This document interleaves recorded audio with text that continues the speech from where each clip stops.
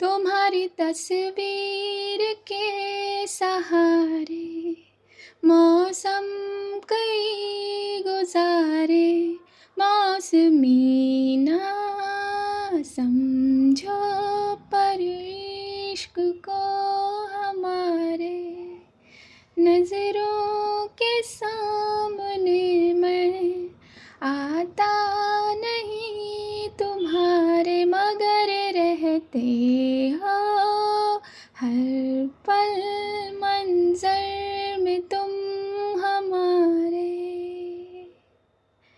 तो कई लोग तो पहले ही अंदाज़ा लगा चुके हैं, और अब इस गाने को सुनकर क्या आपने अंदाज़ा लगाया? हाँ, नमस्कार, कैसे हैं आप सभी? दुआ और उम्मीद दोनों है कि आप सभी बहुत अच्छे होंगे। तो बहुत बहुत स्वागत है आपका, अभिनंदन, खुशामदीद टू माय चैनल। यूट्यूब का एक नया बदलाव है कि आप अपनी वीडियो में इंट्रोडक्शन देते हुए सेम पैटर्न फॉलो नहीं कर सकते। तो देखिए, अब हमारे नमस्कार पर भी इसे प्रॉब्लम होने लगी है। एनीवेज, यूट्यूब को यूट्यूब की जगह रहने देते हैं और हम आपसे कुछ बातें करते हैं। हाँ हाँ, आज आप सभी के दिल को ज़रा सुकून देते हैं। इस भाग दौड़ भरी ज़िंदगी में ज़रा सा रुकने का कारण देते हैं, मुस्कान देते हैं लबों पर। तो चलिए न्यू राइड पर चलते हैं, मगर पुराने साथियों के साथ। इतना हिंट काफ़ी है आप लोगों के लिए, क्योंकि इन्हें इंट्रोडक्शन देने की ज़रूरत ही नहीं है। आप लोग इन्हें पहले दिन से ही जानते हैं। अब तो आप सभी समझ ही गए होंगे। तो चलिए अब मिला जाए इन दोनों से। बेकरारी हो रही है? हाँ हाँ, आपकी बेकरारी को दूर किए देते हैं। एक सुहानी सुबह थी, घड़ी की चाल 7:12 पर थी। आसमान आज शायद ही बादलों से खाली हो, और बादल ऐसे वैसे नहीं थे, अपने अंदर बेशुमार पानी लिए थे। बादलों और पानी की जो मोहब्बत है वो दिखा रहे थे। वो अपनी कॉफ़ी का मग लिए अपनी विंडो पर खड़ी थी, अपनी नज़रों को इन बादलों पर टिकाए। उसने अपनी कॉफ़ी का मग लास्ट सिप लेते हुए ज़रा होठों से लगाया था। तभी उसका फ़ोन रिंग हुआ था। उसकी नज़रें बादलों पर से हटकर मोबाइल पर आ गई थीं। उसने मग रख के फ़ोन उठाकर कान पर लगा लिया। सामने से एक मधुर आवाज़ आई, good morning ma'am. Good morning, उसने सर हिलाकर कहा। आज की सारी मीटिंग को पोस्टपोन कर दिया गया है, जैसा कि आपने कहा था ma'am. Good, very good, anything else? उसने सीधा पूछा था। No ma'am. और बस ये फॉर्मेलिटी भरा कॉल डिस्कनेक्ट हुआ था। उसने फ़ोन को रख के अपने बालों में ज़रा हाथ फेरा था और फिर से बादलों को ताकने की कोशिश की थी, लेकिन दरवाजे की नोक पर उसके कदम बढ़ गए थे। गुड मॉर्निंग एनिमा, रावी ने दरवाज़ा खोलते ही कहा। एनिमा ने रावी का माथा चूम लिया। जल्दी तैयार हो जाओ बच्चा, बाहर का मौसम बिगड़ता चला जा रहा है। एनिमा ने ज़रा मौसम का तकाजा बताया। ओह एनिमा, इस मौसम को बिगड़ना थोड़ी कहते हैं, रोमांटिक हो जाना कहते हैं। रावी ने जाकर गोलाई ली और घूमते हुए एनिमा को अपनी बाहों में भर लिया। तभी तो कह रही हूँ, जल्दी तैयार होके निकल जाओ बच्चा। हाँ, उसे इंतज़ार कराना अच्छी बात नहीं। एनिमा ने रावी के सीधे गाल पर अपनी हथेली को रख कर कहा था। और एनिमा, वाह, आप, मुझे ये नहीं समझ में आता, आप मेरी एनिमा है कि उसकी एनिमा है? दोनों की। हाँ हाँ, बस एनिमा, नहाना है और निकल जाना है। एक बात तो आपने बिल्कुल सच कही, उसे इंतज़ार करवाना ठीक नहीं, और मैं उसे इंतज़ार नहीं करवा सकती। रावी ने अपनी बात कहते हुए अपनी आंखों को ज़रा बेड पर किया था, जहाँ उसने अपनी स्वेट शर्ट और कार्गो पैंट निकाल दी थी। चलो जल्दी करो। एनिमा ने अब रावी के हाथों से अपने आप को छुड़ा दिया था और उसके बेड को ठीक करने लगी थी। बेड पर बिखरी ये पिल्लोस को अपनी जगह रखने लगी थी, चादरें ठीक करने लगी थी। एनिमा, आपसे कितनी बार कहा है कि ये सब मत किया करो। रावी ने ज़रा होंठ सिकोड़ लिए थे। और मैंने उतनी ही बार कहा है कि मुझे अपने बच्चे का ये काम करना अच्छा लगता है। एनिमा ने अपनी बात कहते हुए बेड को ठीक करना जारी रखा था। तो सारी तैयारियां हो गई हैं रिहर्सल के लिए? भाभी ने अपनी चहलकदमी के साथ पूछा, जो फ़ोन पर किसी से बात कर रही थी। हाँ भाभी, सब हो गया है। वो परफॉर्मेंस के लिए अपनी सारे कपड़े चेक करने लगी थी। परफॉर्मेंस तो अच्छा जाएगा ही जाएगा। भाभी ने अपनी टमी को सीधे हाथ से संभालते हुए कहा था और अपनी बात में जरा शब्द जोड़े थे। तो होने वाली बुआ जी, उन्हें फ़ोन किया था? जी भाभी, एक नहीं 4 बार याद दिलाया। अच्छा ये सब छोड़िए भाभी, ये बताइए कि बेबी कब आ रहा है हमसे मिलने? हमसे इंतज़ार नहीं होता। उसकी बात सुनकर भाभी मुस्कुरा दी थी और वापस अपने पेट को ज़रा संभाला था।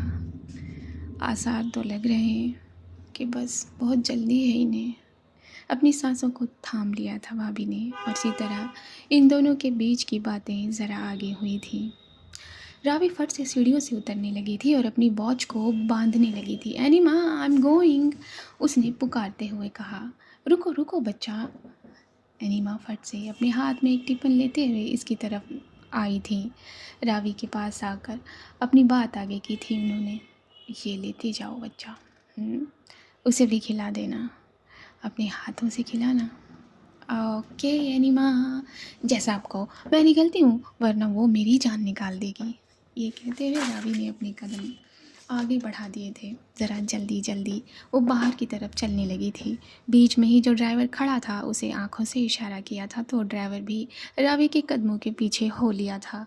ड्राइवर ने फट से कार का दरवाज़ा खोला था और वो बैठ गया था।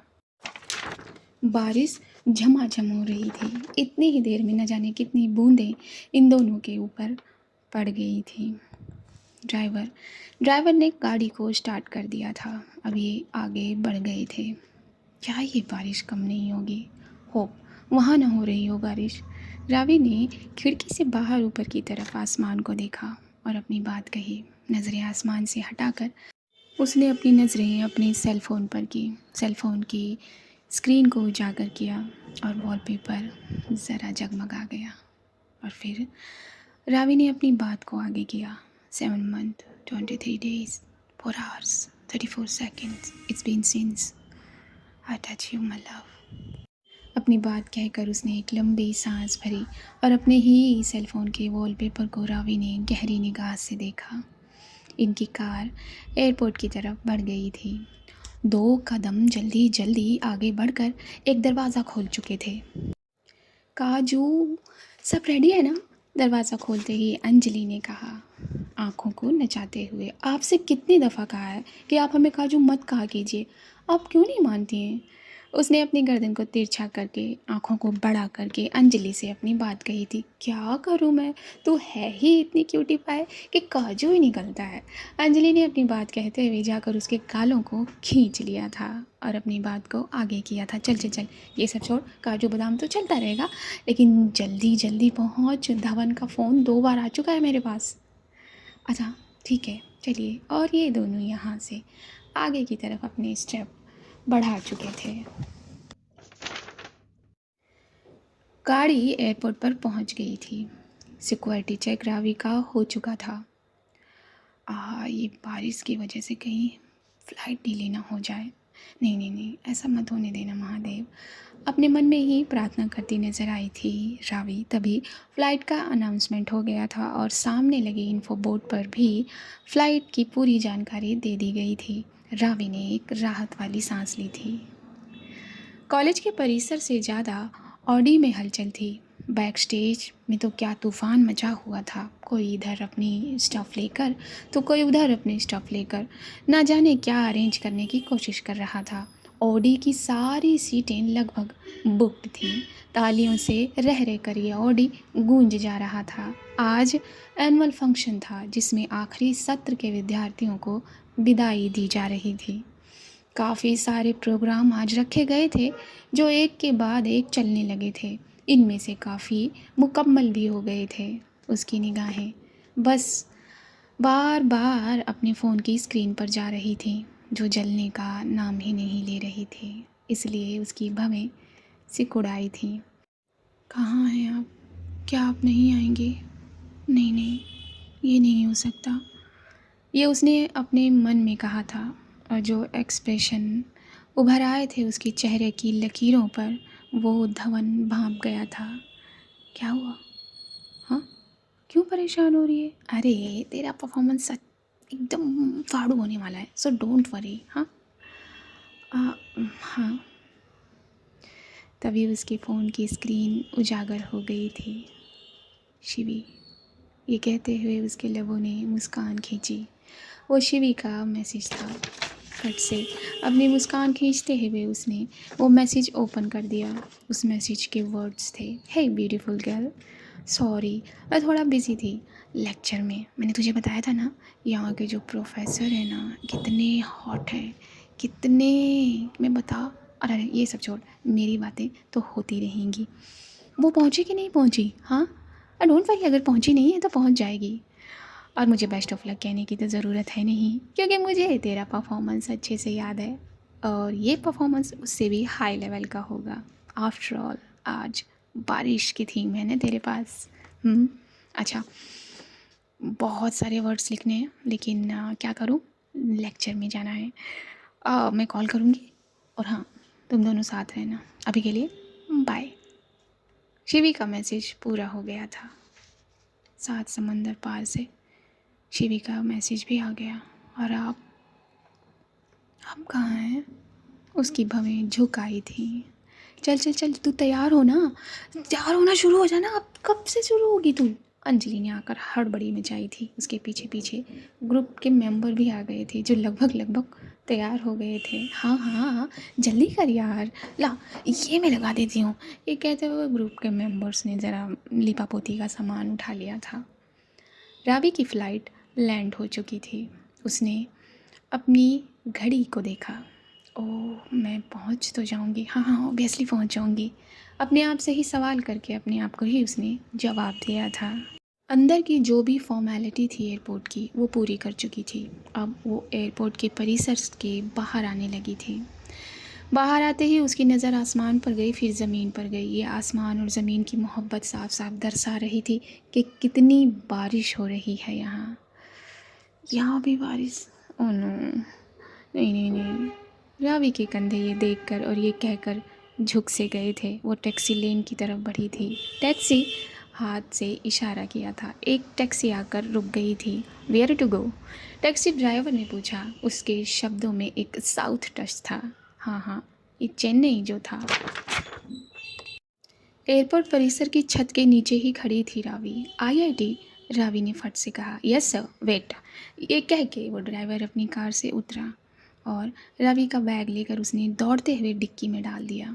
उसने पिछली सीट का दरवाज़ा खोल दिया था रावी के लिए।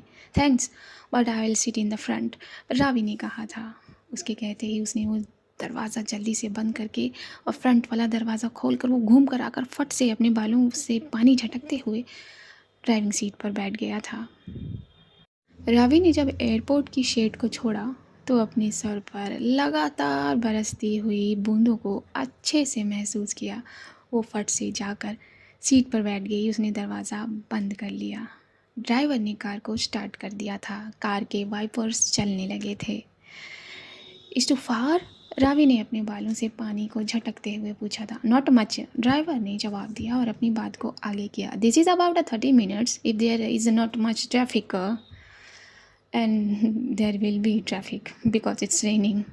मुस्कुराते हुए अपनी ये बात कही थी और रावी ने अपनी भवों को सिकोड़ लिया था, क्योंकि वो जानती थी कि ट्रैफिक मिलना ही मिलना है। आ लिटिल बिटर, ड्राइवर ने कहा, और ये कार आगे चलने लगी थी। वो तैयार हो रही थी और ठीक उसकी नज़रों के सामने उसका फ़ोन था। तभी उसकी फ़ोन की जो स्क्रीन है वो जगमगाई। एक रिंग ली, उसकी आंखें जगमगा गई स्क्रीन की ही तरह। स्क्रीन पर गई और फिर हल्की सी गिरावट आई उसकी भौं की ऊंचाई में। उसने फ़ोन कान पर लगा लिया था। हेलो, एक उदासी भरी आवाज़ ने थामा था उसके होठों को।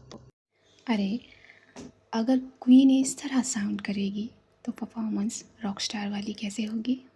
काशी, उसने धीरे से कहा। हाँ, मैं क्या गलत कह रही हूँ? सॉरी, थोड़ा सा लेट हो गया। वैसे तो मैं वहाँ आना चाहती थी, मगर क्या करूँ, ये जो लुच्चे लफंगे घूम रहे हैं इनका दिमाग ठिकाने लगाना भी ज़रूरी है ना। काशी ने अपनी गन निकाल कर टेबल पर रख दी थी। झूठ, आपके पास शिवी का मैसेज आया होगा तब आपको याद आया होगा, तब आपने कॉल किया। उसने मुंह फुलाते हुए कहा, नहीं बिल्कुल नहीं, वो तो भूल गई है मुझे ग्रीस जाकर। काशी ने टेबल पर रखी रिंग को टैप किया। एक हवलदार अंदर आया तो काशी ने इशारे से उसे कॉफ़ी लाने के लिए कहा। बहुत प्यारा परफॉर्मेंस दीजिएगा, बहुत प्यारा। वो आगे कुछ कहे उससे पहले ही टीम इसकी इस तरफ बढ़ जाती है।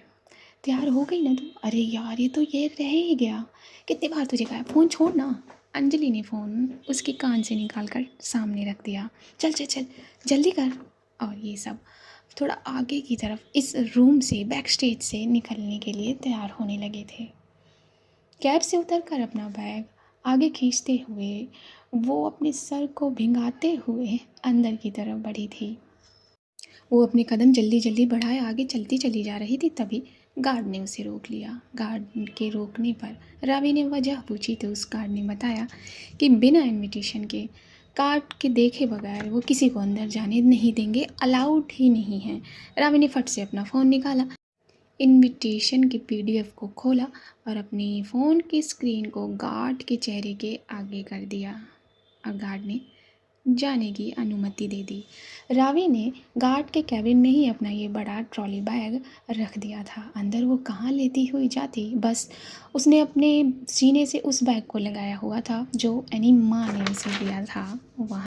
बिना कोई वक्त ज़ाया किए रावी जल्दी जल्दी कदम आगे बढ़ाने लगी थी, तभी वो पीछे मुड़ गई थी। Where is auditorium. जाते जाते जया रावी ने पुकार लगाई थी। First straight then take left, guard ने कहा था। रावी के कदम तेज़ी से उसी डायरेक्शन पर बढ़े थे। वो आधी भीग चुकी थी। परिसर में आने से पहले ही वो लगभग दौड़ रही थी। सामने ऑडी था। फट से उसने ऑडी का दरवाज़ा खोला तो ज़रा अनाउंसमेंट हुई, and the next is Kashyap and her team on बारिश थीम। कश्यप का नाम सुनते ही रावी का दिल तेज़ी से धड़क गया, हार्ट बीट स्किप कर गया। बहुत तेज़ भागने लगा था।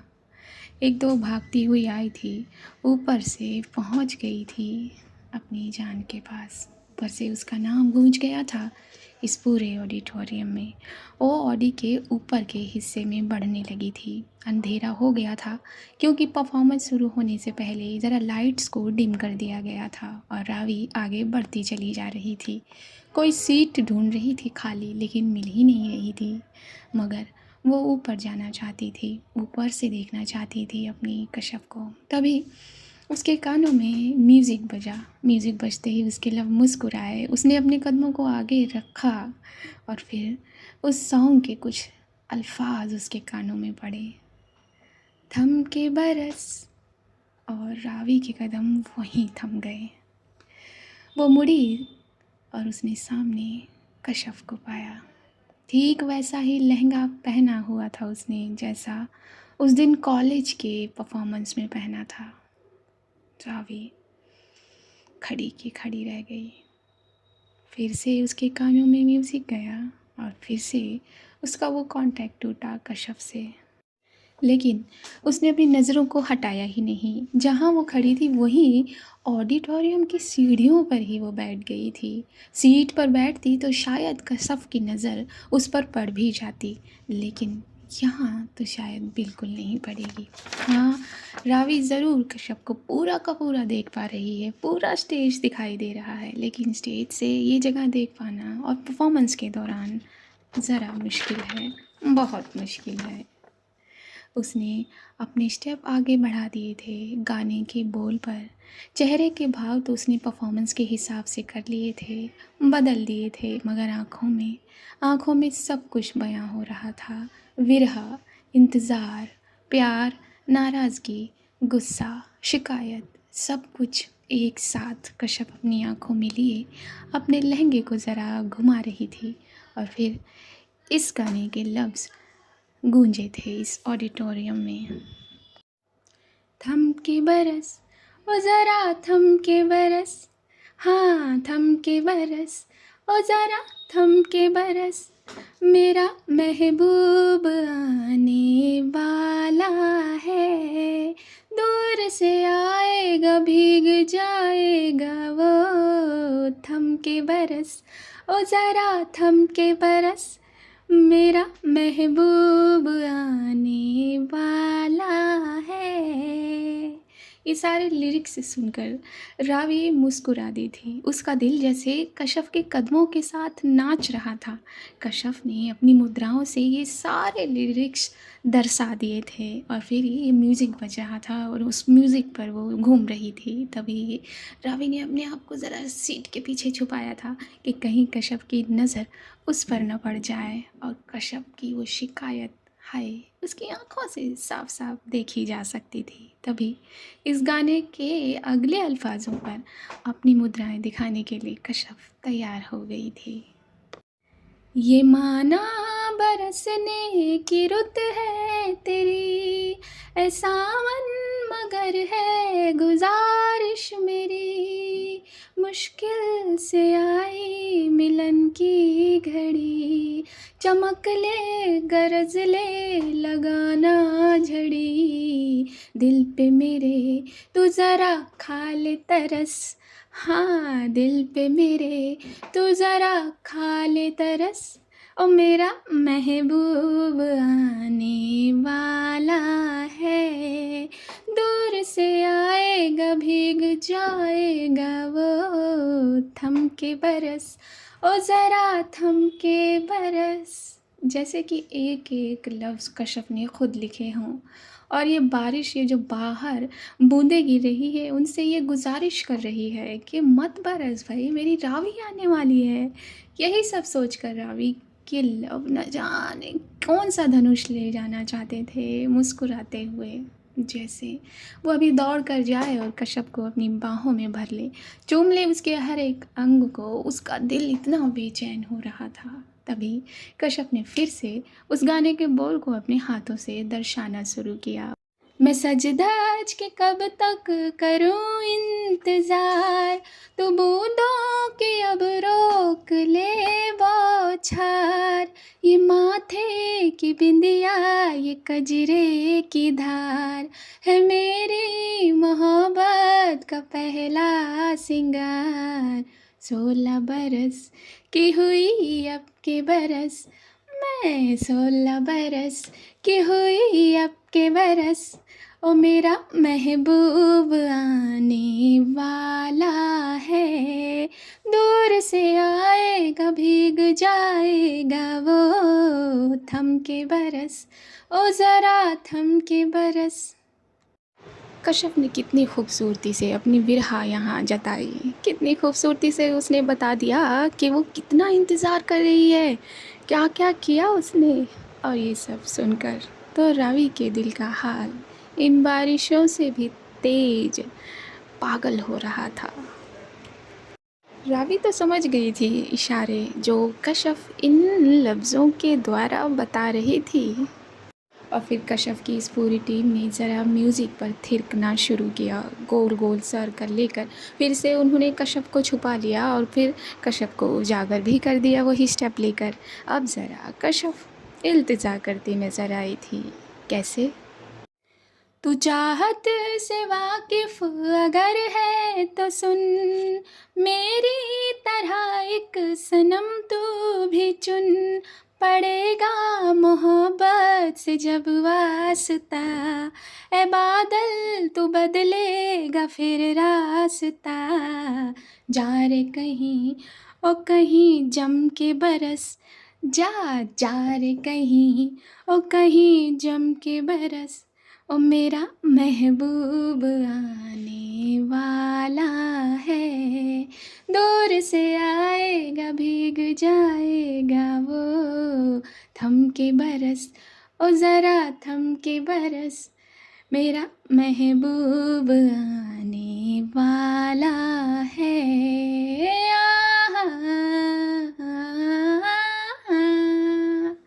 तो ये बात के म्यूज़िक में कश्यप और उसकी पूरी टीम अपना फाइनल स्टेप ले चुके थे। जैसे ही परफॉर्मेंस ख़त्म हुआ, ऑडिटोरियम में एक एक जन खड़ा हो गया। खड़े होकर सभी ने ताली बजाई और फिर रावी ने सबकी तरफ देखा और रावी भी खड़ी हो गई। उसने ताली नहीं बजाई, वो सबको देखती नज़र आई। उसकी नज़र में प्राउड आ गया, उसका सीना चौड़ा हो गया, उसके कंधे उचक आए, उसकी गर्दन ऊंची हो गई और कश्यप की निगाहें अभी भी रावी को तलाशती नज़र आई, लेकिन उसकी निगाहों को रावी के चेहरे का दीदार मिला नहीं। फिर वो बैक स्टेज गए। बैक स्टेज जाकर वो धीरे धीरे अपने ऊपर सजे इन गहनों को उतारने लगी थी और रावी ने धीरे धीरे अपने कदम बैक स्टेज की तरफ बढ़ाने शुरू किए थे और फिर एक झरोका मिला था उसे, जिससे उसकी जान दिखी थी, जो बस उदास थी। हाय, इतनी उदासी! आ काजू, थोड़ा सा तो चढ़ाना बनता है ना। ये कहकर रावी फिर वहाँ से वापस आ गई थी और फिर उसने अपनी आप को एक जगह छुपा लिया पूरे ऑडिटोरियम में। ये पूरा फंक्शन ख़त्म हुआ और फिर रावी ने बैक स्टेज की तरफ दोबारा कदम बढ़ाए, ग्रीन रूम में पहुंच गई थी और उसने इस तरह प्रिटेंड किया जैसे वो अभी आ रही है। उसने दरवाज़ा नॉक किया। ग्रीन रूम में अभी तो कोई नहीं था। नॉक करते ही कश्यप की निगाहें पलटी और देखा उसने अपनी रावी को। एक लंबी सांस ले गया था उसका सीना, उसकी आंखों में बेशुमार चमक आ गई थी। अब तक जितनी भी उदासी लिए उसकी भवें सिकुड़ी हुई थी, गिरी हुई थी, वो उचक आई। रावी! और फट से कश्यप के कदमों ने दौड़ना चाहा, लेकिन कश्यप ने अपने कदमों को रोक लिया और फिर वही नाराज़गी वाला भाव अपने चेहरे पर लगाया। वो उचक कर कूद कर जाकर अपनी रावी की बाहों में सिमट जाना चाहती थी, लेकिन उसने क्या किया, अपने रुख को वापस मोड़ा, आईने की तरफ कर लिया। Oh my God! वाल्कानो अपने उफान पर है। रावी के ये शब्द थे। उसने मुस्कुराते हुए अपने कदमों को कश्यप की तरफ बढ़ाया था। तो ये मुलाकात ज़रा अगले भाग में करेंगे और कश्यप और रावी की इस ब्यूटीफुल लव स्टोरी का सीज़न 2 का ये पहला भाग आप सभी तक मैंने पहुंचा दिया। अब भाग थोड़ा थोड़ा आगे बढ़ाएंगे ना, है ना। मैंने कहा था कि अगर आएगा भी तो थोड़े थोड़े गैप पर आएगा, अंतराल पर आएगा। तो फिर आपको रावी और कश्यप से मिलकर कैसा लगा? शिवी और काशी ज़रा मसरूफ़ हैं अपनी अपनी प्रोफेशनल लाइफ में। देखेंगे उनकी पर्सनल लाइफ किस तरह जुड़ती है ना। तो अपने दिल का हाल ज़रा बयां कर दीजिए, अपनी फिंगर्स को कष्ट देकर कमेंट कर दीजिए। अब तक मेरे सब्सक्राइबर बहुत ऊपर चले जाने चाहिए थे, लेकिन क्या करें, यूट्यूब महाशय को ये दिक्कत है, बड़े इनसिक्योर टाइप हो गए हैं वो। एनीवेज, आप लोग अपना ख्याल रखिए, उन्हें होने दीजिए जो हो रहे हैं। अपने अपने पेरेंट्स का ख्याल रखिए, दुआएं करिए अपने पेरेंट्स के लिए, दुआएं करिए सामने वाले के पेरेंट्स के लिए, दुआएं करिए सभी के पेरेंट्स के लिए, दुआएं करिए नीडी चिल्ड्रंस के लिए, दुआएं करिए इंसानियत के लिए, दुआएं करिए हर उस प्रेग्नेंट लेडी के लिए जो अपने अंदर एक नन्ही सी जान को सींच रही है। दुआएं करिए, कभी कभी दुआएं अपने आप के लिए भी करिए कि अपने शब्दों को आप निखार सकें। मेरे लिए भी करिए कि मेरे शब्द और ज़्यादा निखर सकें। बस इसी तरह मुस्कुराते रहिए। मैं आप सभी से लूँगी इजाज़त। नमस्कार।